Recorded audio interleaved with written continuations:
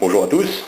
Et bien là, je vais vous présenter l'évolution des semis de tomates qui avait été réalisé le 15 février. Alors là, on voit que les plants ont déjà acquis une bonne dimension. Ils atteignent presque 1 mètre de hauteur.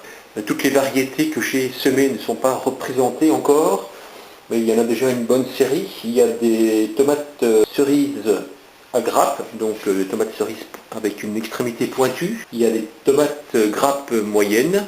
Là on aperçoit qu'il commence à y avoir les premières fleurs ici.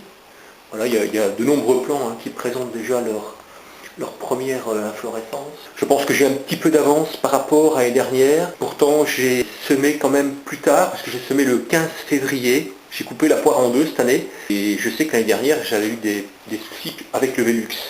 J'ai corrigé cette année parce que j'ai eu des plants que j'ai perdus, donc c'est difficile d'évaluer si je suis en avance ou en retard, ou si c'est dû simplement à un accident de parcours. En tout cas, si j'avais semé le 1er février, c'est évident que les plants auraient été plus avancés, c'est logique. Sauf qu'ils auraient été déjà beaucoup plus grands, parce qu'il y aurait déjà eu 15 jours de plus.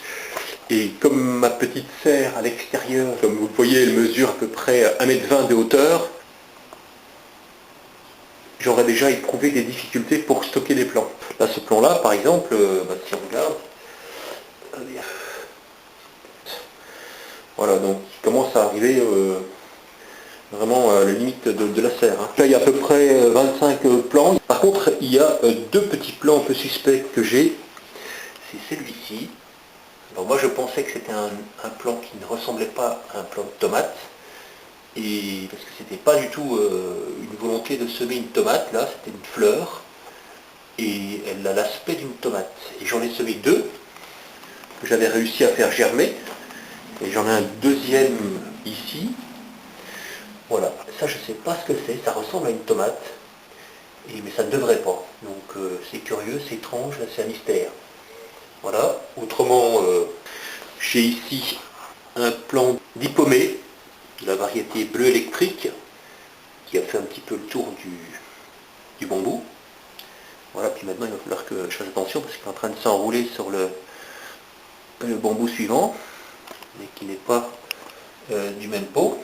Et tant que le 15 mai approche, voilà, donc autrement il y a l'évolution de quelques plants de basilic. Voilà, il fait à peu près 40 cm, si pas 50 cm de hauteur celui-là. Alors voici quelques plants de piments et poivrons qui ont été semés le 1er janvier. Donc on voit que se sont vraiment bien développés, puisqu'on a. Donc si on regarde par rapport à la taille de ma main, on voit bien que le piment qui est ici par exemple, bien il mesure déjà près de 15 cm.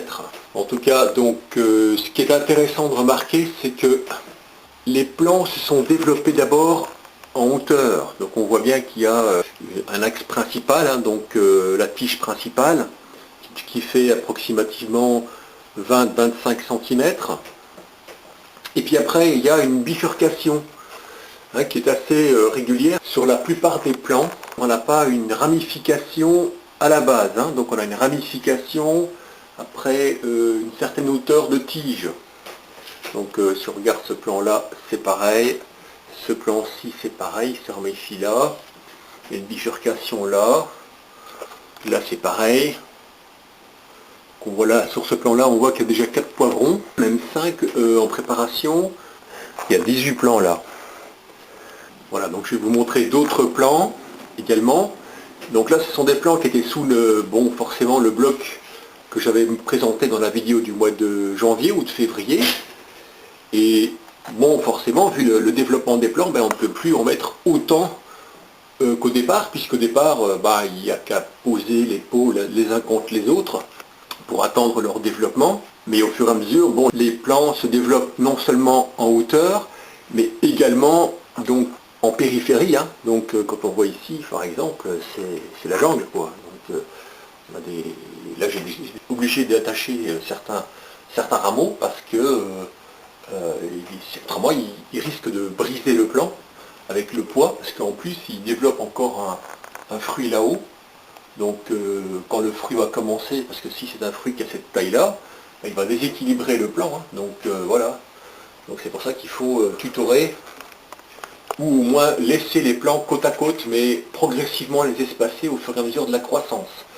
Donc en pratique, au potager, j'avais positionné un plant tous les 30-40 cm. Voilà, donc en tout point, donc les uns par rapport aux autres. Voilà donc un aperçu sous le bloc néon numéro 1, hein, donc le premier bloc à avoir été installé en janvier. Le deuxième bloc, le bloc numéro 2, est déjà éteint.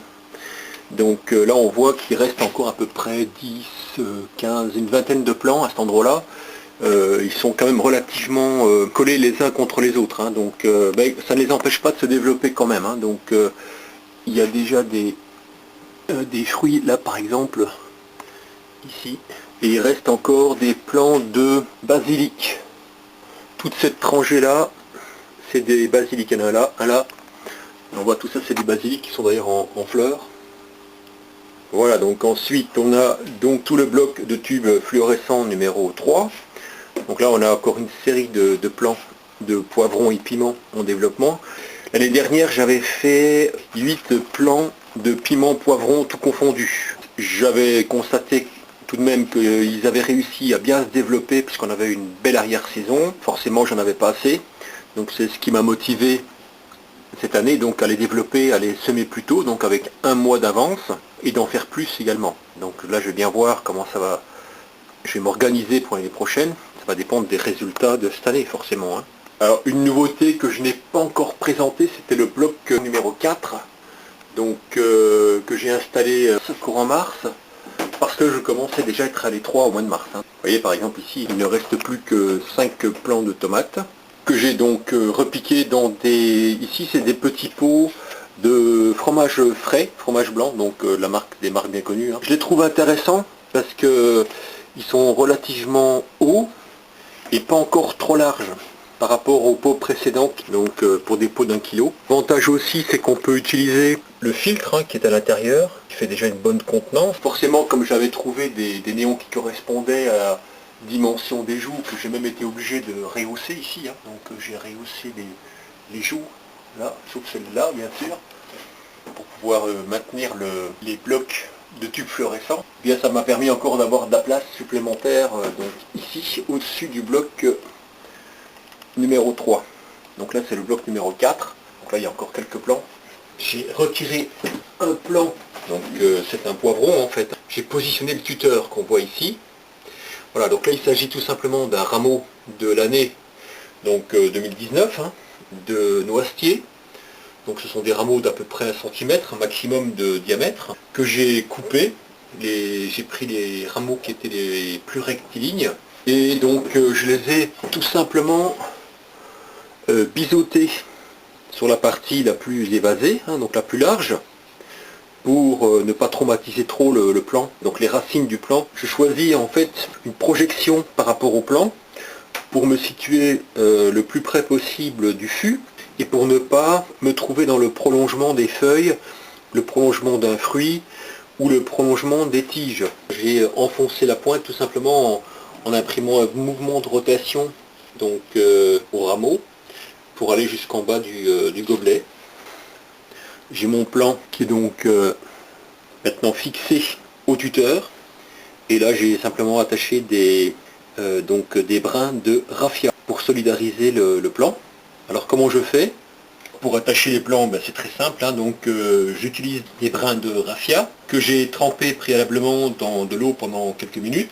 Donc ça permet de réhumidifier donc la fibre végétale, et donc les brins sont beaucoup plus souples et plus tendres pour attacher les plants. Alors ce que je fais, donc quand c'est un petit peu trop épais, je divise la fibre en fait en petits segments.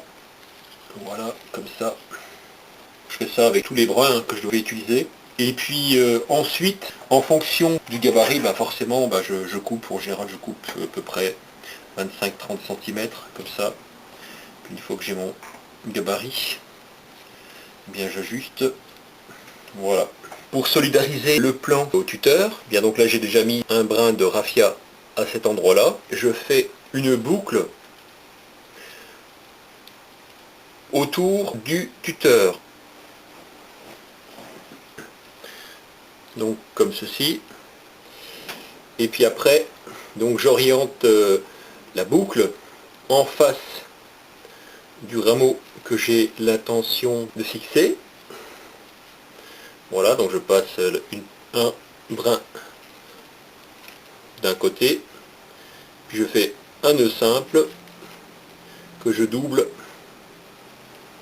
voilà, en laissant une certaine ouverture pour permettre au rameau de s'épaissir. Donc là on a le rameau qui est donc solidarisé au tuteur. Pour bien préparer les plants à leur repiquage au potager, eh bien c'est important de bien les arrimer, puisque quand il va falloir les dépoter, il ne faut surtout pas avoir le risque que le plant se brise à la base. Tout le poids du plant est pratiquement réparti donc au haut du plant, et ce qui fait que le centre de gravité il est vite décalé, hein, donc du centre de l'axe de la plante. Voilà, donc maintenant je vais vous présenter l'évolution des semis qui ont été positionnés sous le châssis. Donc là il ne me reste plus qu'à les remettre sous les blocs de tubes fluorescents et attendre que le temps s'améliore, parce que là ça y est, on approche du 15 mai. Normalement le temps devrait commencer tout doucement à s'améliorer, même si c'est pas encore tout à fait évident, parce que nous on a encore eu de la neige. Donc on a eu de la neige samedi, donc c'est quand même curieux, mais bon, c'est possible, hein, il n'y a pas de... C'était pas hypothétique, hein, c'était envisageable, hein, puisque tant qu'on n'a pas passé les fins de glace, et on n'est pas certain de ne pas avoir des gelées. D'ailleurs, il a probablement frôlé les 0 degrés la nuit de dimanche à lundi. Donc c'est la raison pour laquelle j'avais rentré tous les plants de tomates.